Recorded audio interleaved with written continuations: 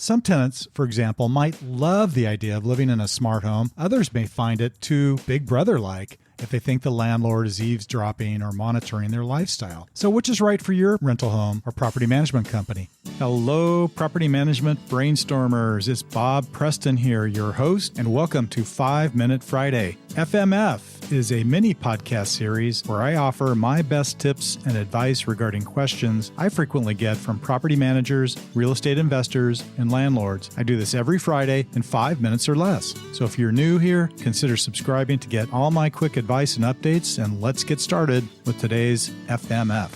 We are starting to see it everywhere, and I'm noticing more and more around me wherever I go. And I'm talking about smart devices installed for home automation.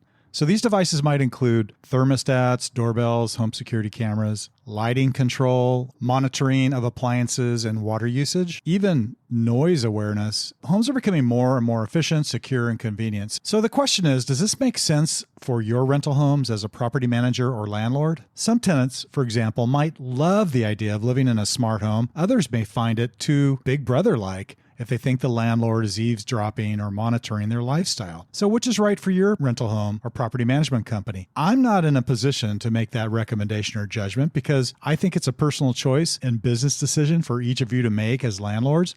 But I do think it's a great topic and one that's subject to a lot of debate. So let's get this out on the table and let's take a look at both sides. So here we go. There are a lot of reasons for installing home automation technology in rentals. And I'm going to throw out just a few. I'll probably get some calls offering some other suggestions, but here's my short list. First of all, it can help in some cases attract residents. Many tenants might be thrilled that a home is installed with smart devices and may feel more secure and perhaps even be willing to pay more to live in a smart home. It also eliminates the hassle of keys. As property managers, we spend a lot of time on key management, but our lives could be improved dramatically by eliminating the need for physical keys and being able to control access remotely should your renter be locked out, or perhaps even if you would like to grant access to a maintenance vendor to go in without coordinating the need for key exchange or putting in a lockbox at the property. Also, depending upon which devices are installed, it can reduce home energy and maintenance costs. For example, smart home devices can monitor certain home aspects such as temperature control,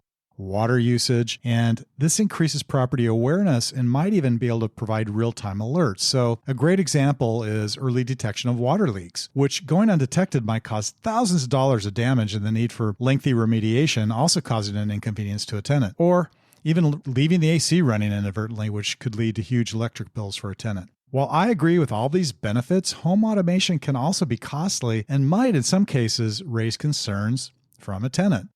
Home automation I don't think is prohibitively expensive, but look, let's just do some back of the napkin math here. It does have its costs, and PMs and landlords need to consider this and be aware of it. So here's some quick numbers. Home security systems can range from maybe $80 up to $500, depending upon the features and the number of devices you need. For example, Ring doorbells cost around $100. The same Ring cameras around the home you can install, they're each about $200. So you scatter these throughout your yard, and costs start to build up. Thermostats like Nest or Ring or Point Central also start at around $200, and smart locks can range from $150 to $300 per door.